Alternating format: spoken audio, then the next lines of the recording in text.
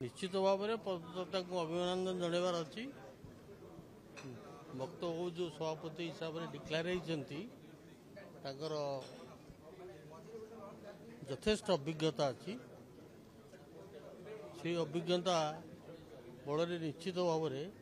ओडिशा रे कांग्रेस सुदृढ़ हो मोर पूर्ण भरोसा रही। आज्ञा आम देखी विभिन्न समय नुआ पीसी सभापति गठन होती और मसे समय दल ठीक ठाक चले तापर पुणी गृह कंदल आरंभ हो जाए देखी विभिन्न समय एथर सेमती हेबन तो रिपीट हेबन तो आपण कौन एस्ट्रोलॉजर ना कौन सब बेले सेमती होतो बोली कहीं भावुं आप वर्तमान समय आसी जे ओडिशार कौन सारा भारत वर्ष रे जपरी भाव में प्रशासन चली शासन चली कांग्रेस दल को सुदृढ़ कर देश को गणतंत्र रक्षा कर समय आसी मोर आशा और विश्वास भारत जनसाधारण विषय विचार करेंगे एवं ओडिशा रे वक्तव्य नेतृत्व में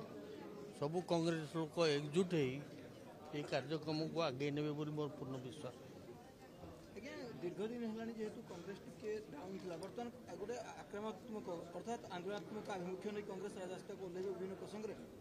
कांग्रेस आभिमुख्य स्पष्ट देश को आगे नवा ए देश गणतंत्र को सुरक्षा रखा जो आदर्श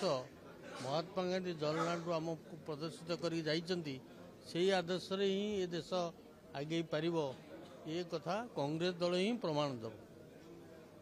नुआ सभापति कौन नुआ आह्वान दीर्घ दिन राजनीतिक अभिज्ञता आह्वान हो देशर गणतंत्र सुरक्षा दबा आह्वान रही ए देशर दारिद्र्य विरुद्ध लड़ाई करवा एवं जो भरी भाव में बर्तमान प्रशासन चली तार परिवर्तन आनी गांधीजी पदस्थ पाथरे आगे न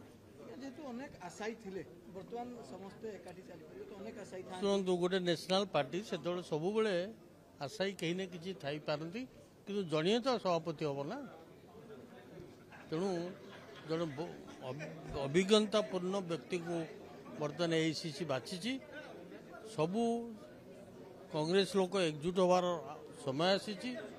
एवं जनसाधारण मध्य ये कथा अनुभव करी कांग्रेस को सुदृढ़ करने ओडिशा रे समस्त उद्यम करवा उचित करा जीव मत।